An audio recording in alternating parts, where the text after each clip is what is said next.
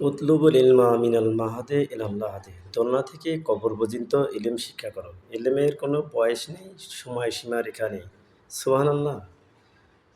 প্রবাসী ভাইয়েরা, সকল প্রবাসী ভাইয়েরা, আপনারা আমার এই কথাটা বুঝিয়েন এবং বোঝার চেষ্টা করবেন এবং আমল করার চেষ্টা করবেন।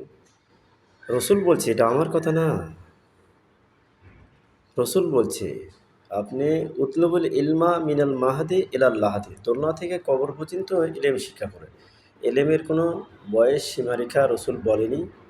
আপনি সৌদি আরবে কাজ করেন বা বিভিন্ন অল বিশ্বে কাজ করেন, আমেরিকায় কাজ করেন, Japan, German, France, Switzerland, Oman, সমস্ত রাষ্ট্রে যারা আমার বাংলাদেশি ভাইরা আছেন বা অন্য মুসলমান ভাই বোনেরা আছেন, যারা কোরআন পড়তে পারেন না, কোরআন জানেন না, আমার উপরে দুঃখ হয় ভাইয়া। কোরআন না জানে খুব দুঃখ হয় আমার, যে ভাই বোনেরা আমার কোরআন পড়া জানেন না। তা কাজকর্ম করে আসবেন, যা ইন্ডাস্ট্রি থেকে আসলেন বা সাইট থেকে কাজে আসলেন বা গার্মেন্টস থেকে আসলেন বা পেপসির কারখানা থেকে আসলেন, যে কোনো জায়গা থেকে আসলেন বা যে ভাইরা বলদিয়ার কাজ করতেছেন দিনের বেলায়, রাতের বেলায়, যে সময় ভাই মাত্র একটি আয়াত পড়েন, ছোট্ট একটা আয়াত পড়বেন। এই আয়াতটা পড়ে মুখস্থ করবেন, কাজের টাইমে এটা মনে রাখবেন। এভাবে একটি করে আয়াত যদি আপনি পড়েন, ৯ বৎসর বেঁচে থাকলে এ সৌদি আরব বা আমেরিকা, ইউরোপে, এশিয়ায় যে কোনো রাষ্ট্রে ৯ বছর যদি আপনি করেন, এই ৯ বৎসরের মধ্যে আয়াতটি একটি, একটি করে আয়াত পড়লে কোরআন শরীফ মুখস্থ হয়ে যাবে। আপনার মার মুখ যেরকম চেনেন, আপনার বাবার মুখ যেরকম চেনেন, এরকম মুখস্থ হয়ে যাবে। সুবহানাল্লাহ। আপনারা অবশ্যই আমার এই কথাটা স্মরণ করবেন এবং মনে করবেন এবং আমল করবেন, আমলে সলে তৈরি করবেন। এখানে দেখতেছি কত ভাই মরে যাচ্ছে, লাশ যাচ্ছে, লাশ খালি শুধু লাশ যাচ্ছে, বিবি বাচ্চার জন্য যায়, কেউ বা বিদেশের মাটি হয়। আপনার আমলনামা সুন্দর হবে, আপনি বিনাশে জান্নাত যাবেন। শ্রমজীবী মানুষকে আল্লাহর হাবিব, আল্লাহ নিজেও ভালোবাসেন। এই জন্য ভাই, একটি আয়াত পেলে আপনি একটি জান্নাতের তালায় পেন, দুটি পেলে দুটি তালায় পেন। এভাবে যদি আপনি কোরআনটা মুখস্থ করতে পারেন আর আমল সহি হলে নিজের বিবি বাচ্চা সবাই ভালো হয়ে যাবে ভাইয়া, আখেরাত মুক্ত হয়ে যাবে, আখেরাতপন্থী হয়ে যাবে, জান্নাতের দুর্গ হয়ে যাবে আপনার ফ্যামিলিটা, আপনি সহ।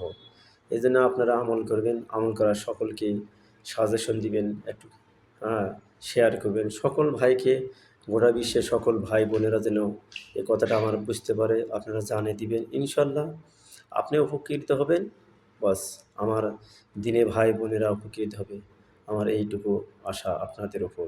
প্রবাসী ভাইয়েরা, আপনি কাজ করেন, কত পরিশ্রম করেন, এত মাথার ঘাম পায়ে ফেলে টাকা উপার্জন করেন।